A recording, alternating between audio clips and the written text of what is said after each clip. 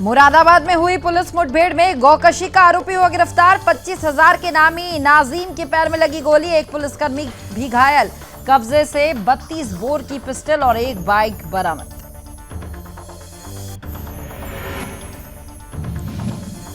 गाजीपुर में माफिया और करीबियों पर प्रशासन की कार्रवाई जारी। मुख्तार अंसारी के चचेरे भाई की 18 दुकानें हुई कुर्क, 26 लाख से अधिक की संपत्ति भी जब्त। जिला मजिस्ट्रेट गाजीपुर।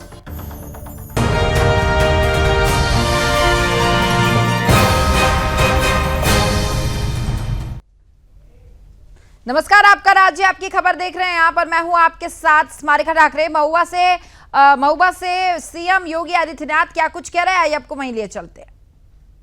जैसे हमारे शरीर के लिए हड्डियों के ढांचे का होता है, आप सोच सकते हैं अगर हमारे शरीर में हड्डियां नहीं होती तो शरीर की क्या स्थिति होती। वह स्थिति विकास के लिए होती है और विकास को द्रुत गति से आगे बढ़ाने के लिए इंफ्रास्ट्रक्चर जिस बड़ी भूमिका के साथ आगे बढ़ रहा है वह अभिनंदनीय है। आज हमारा बुंदेलखंड बहुत आगे बढ़ चुका है। आदरणीय प्रधानमंत्री जी के विकास के विजन को जमीनी धरातल पर उतारने के लिए जो कार्य हुआ है, भाइयों बहनों, हम सब जानते हैं बुंदेलखंड एक्सप्रेसवे पूरे बुंदेलखंड की एक लाइफलाइन बन चुकी है। बुंदेलखंड में हर घर नल की योजना आज साकार रूप ले रही है। बुंदेलखंड में डिफेंस कॉरिडोर एक नए सिरे से दुश्मन को दहलाने के लिए अपने आप को तैयार कर रहा है। और यही नहीं, अभी तो इस बार के उत्तर प्रदेश शासन के बजट में भी हमने बहुत कुछ दिया है। झांसी के लिए एक औद्योगिक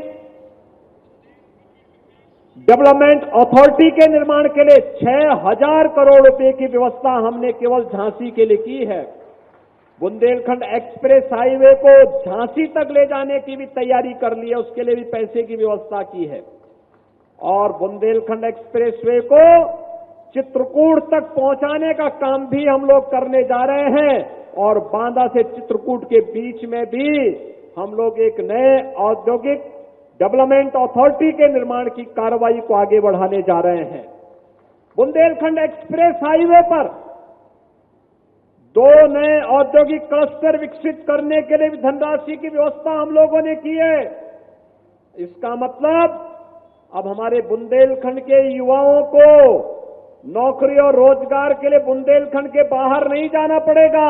बुंदेलखंड में जो उद्योग लगेंगे, दुनिया नौकरी करने के लिए बुंदेलखंड में आएगी और बुंदेलखंड के नौजवानों को तो खैर यहां पर नौकरी और रोजगार मिलेगा ही मिलेगा।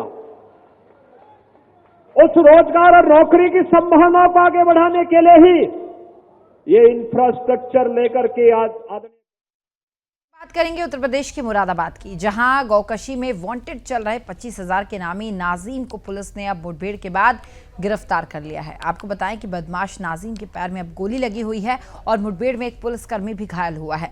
दरअसल मुंडापाड़े थाना क्षेत्र में पुलिस और बदमाशों के बीच मुठभेड़ हो गई थी। जब बाइक सवार बदमाश को पुलिस ने रोकने की कोशिश की तो उन्होंने पुलिस पर ही फायरिंग करनी शुरू कर दी। पुलिस की पूछताछ में आरोपी ने अपना नाम नाजिम बताया और नाजिम पर 6 से अधिक मामले भी दर्ज है।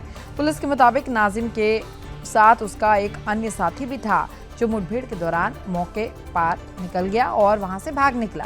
पुलिस उसकी तलाश में अब लगातार जुटी हुई है और पुलिस का यह कहना है कि आरोपी के पास से 32 बोर की पिस्टल और एक बाइक जो है वो बरामद की गई है।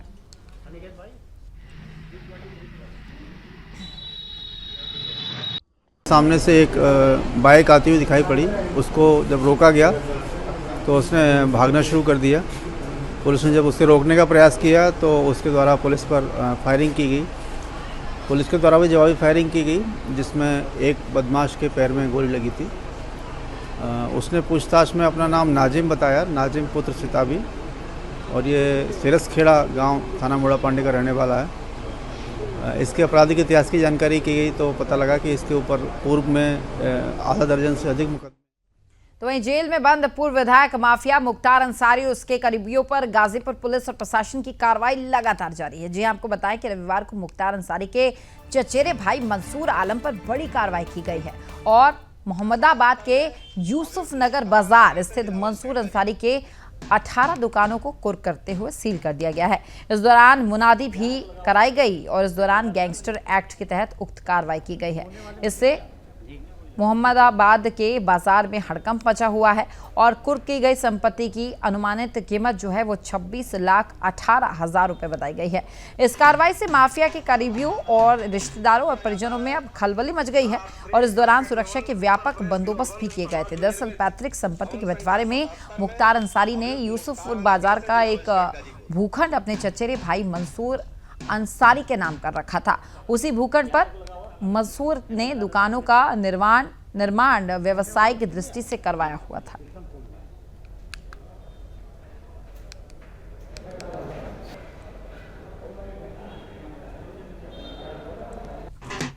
अब खबर यूपी के मथुरा से है, जहां निर्माण निगम द्वारा अक्रूर मंदिर के निकट काशीराम योजना के पास निर्माणाधीन एक कॉलेज में घटिया निर्माण सामग्री की शिकायतें जनता के बीच चर्चा का विषय बनी हुई हैं।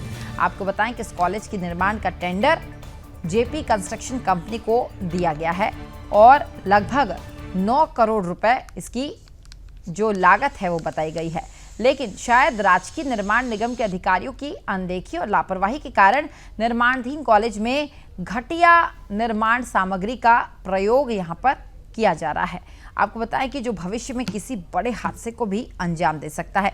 इस कॉलेज के भवन निर्माण में एक वीडियो में स्पष्ट रूप से दिखाई दे रहा है कि दीवारों पर लगा प्लास्टर हाथों से रगड़ने पर रेत के तरीके से नीचे आकर गिर रहा है, जिसमें स्पष्ट है कि उक्त निर्माण मानक के अनुरूप सही नहीं हो रहा और इसके अलावा निर्माण में प्रयुक्त होने वाली अन्य सामग्री में भी कमीशनखोरी की जा रही है। तो वहीं अब ये देखना होगा कि जिला प्रशासन और राजकीय निर्माण निगम के उच्च अधिकारी इस पूरे मामले पर संज्ञान लेकर क्या कार्रवाई करते हैं।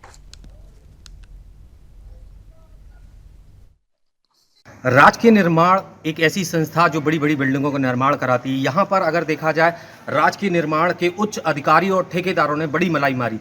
जी हाँ, मैं बताना चाहूँगा ये एक सरकारी बिल्डिंग है जो मुख्यमंत्री योगी आदित्यनाथ द्वारा इसको घोषित किया गया था। 8.5 करोड़ रुपए की लागत से ये बनी बिल्डिंग। आप देख सकते हैं कि मैं अपने सहयोगी से कहूँगा कि यहाँ दिखाएं कि किस तरह ये जो प्लास्टर है ये झड़ रहा है। ये देखिए आप, ये उंगली से जो प्लास्टर झड़ रहा है, किस तरह से ये जो है भ्रष्टाचार पे चढ़ रही है। और अगर मैं बात करूं यहाँ पर तो 8.5 करोड़ रुपए में ये पूरी बिल्डिंग में पीली ईंट लगी है। इससे पूर्व में भी कई जगह यहाँ पर बिल्डिंग में देखा गया है कि कई जगह प्लास्टर झड़ रहा है। अब देखने वाली बात ये होगी मथुरा प्रशासन इस ओर कितना ध्यान देता है। मोहन प्रसाद मीना, सुदर्शन न्यूज, मथुरा।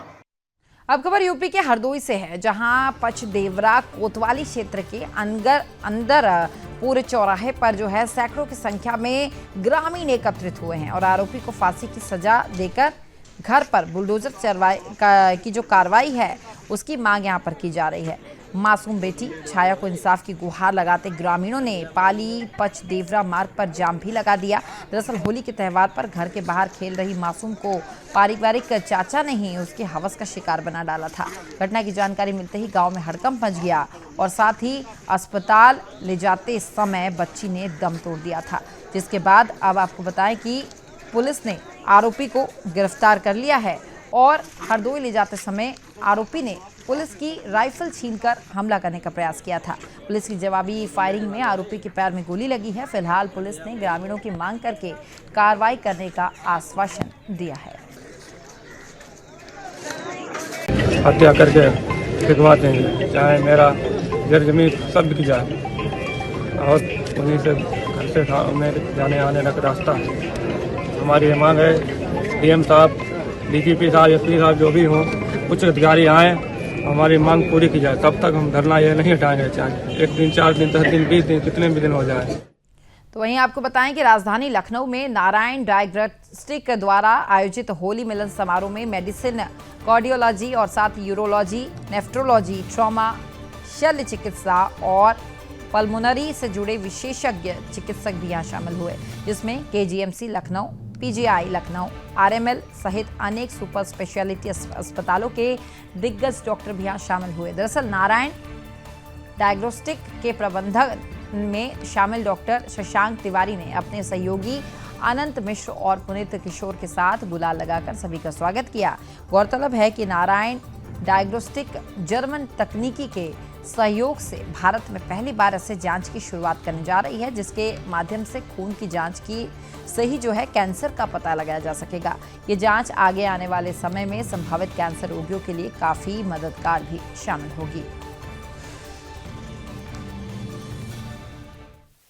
देखिए, इसका पर्पज़ ये है कि अभी हम लोग ने अपना काम 2019 में शुरू किया था। अभी हमको अगर वैसे देखिए तो हमारी उम्र ये बहुत कम है मार्केट में को हम देखते हैं तो हम लोग का ये है कि एक तो हमारा जितने भी हमारे ऑफिस के लोग हैं हम लोग सब एक साथ आए यहाँ पे काम कर रहे हैं और लगातार हमारा प्रयास ये रहता है कि हम लोग बेस्ट पॉसिबल काम कर सकें, रिज़ल्ट दे सकें डॉक्टर्स को, पेशेंट को, और उनके मन में ये ना हो कि कोई नई लैब आई हुई है या कोई ऐसी लैब है जिसके बारे में किसी को क्वालिटी के बारे में पता ना हो। देखिए, सब टेस्ट काफ़ी सारे कॉमन होते हैं, लेकिन कुछ टेस्ट ऐसे भी होते हैं जिन नए टेस्ट डेवलप करे जाते हैं, नए टेस्ट नए रोज़ डिस्कवर हो रहे हैं। तो ऐसे कुछ टेस्ट जैसे कि पैंटम टेस्ट उन्होंने नया लॉन्च किया है प्रोजेक्ट, जिसमें जो अर्ली डिटेक्शन ऑफ ट्यूमर्स होते हैं। तो चलिए अब खबरों में आगे बढ़ेंगे। बात करेंगे हरियाणा के रेवाड़ी की, जहां रेलवे रोड स्थित सरकारी जमीन पर बनी अवैध दुकानों पर एक बार फिर से नगर परिषद ने कार्रवाई की है। जी हां, इस कार्रवाई से दुकानदारों ने अधिकारियों का विरोध करना अब शुरू कर दिया है, जिन्हें वहां मौजूद पुलिसकर्मियों ने शांत भी करवाया। आपको बताएं कि रेवाड़ी रेलवे रोड पर करीब 9 दुकानदारों ने सरकारी जमीन पर करीब 15 फीट तक अतिक्रमण किया हुआ था और इस पूरे मामले पर नगर परिषद के एमई ने इन अतिक्रमणकारियों को ये कहा है कि अतिक्रमण करने वालों को किसी भी सूरत में बख्शा नहीं जाएगा।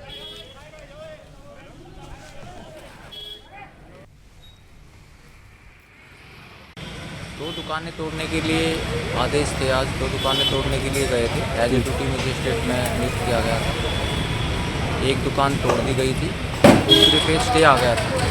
स्टे आने की वजह से उस दुकान को तोड़ने की कार्रवाई आज रोक दी गई।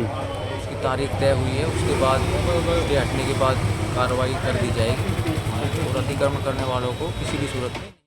तो वही राजस्थान के कोटा में निजी बिजली कंपनी की चल रही मनमानी से शहर के लोग परेशान नजर आ रहे हैं। जी हां, आपको बताएं कि कोटा के विज्ञान नगर की क्षेत्र में स्थित निजी बिजली कंपनी के कर्मचारियों ने एक मकान पर गलत तरीके से मीटर को चेंज कर दिया, जिसको देखते हुए पीड़ित उपभोक्ता ने आपत्ति भी दर्ज करवाई। इतना ही नहीं, मीटर को चेंज करने वाले कर्मचारियों ने मीटर शिफ्ट करने की जगह पर नया मीटर ही लगा डाला। इसका विरोध करने पर स्थानीय निवासी पर दबाव बनाने लगे और इसकी सूचना मिलते ही पुलिस प्रशासन मौके पर पहुंची, जहां उन्होंने जनप्रतिनिधियों को आश्वासन दिया और निजी बिजली कंपनी के अधिकारियों ने अपनी गलती स्वीकार करके पूर्ण भुगतान करने को वो मान गए।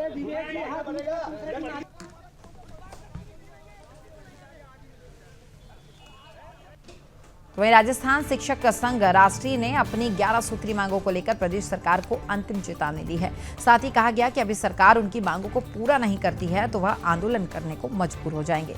आपको बताएं कि राजस्थान शिक्षक संघ ने अध्यापकों की विभिन्न समस्याओं के समाधान को लेकर राज्य सरकार पर उपेक्षापूर्ण रवैया बरतने का आरोप लगाते हुए विरोध जताया है और कहा है कि सरकार उनकी 11 सूत्री मांग नहीं मानती है तो उग्र आंदोलन किया जाएगा।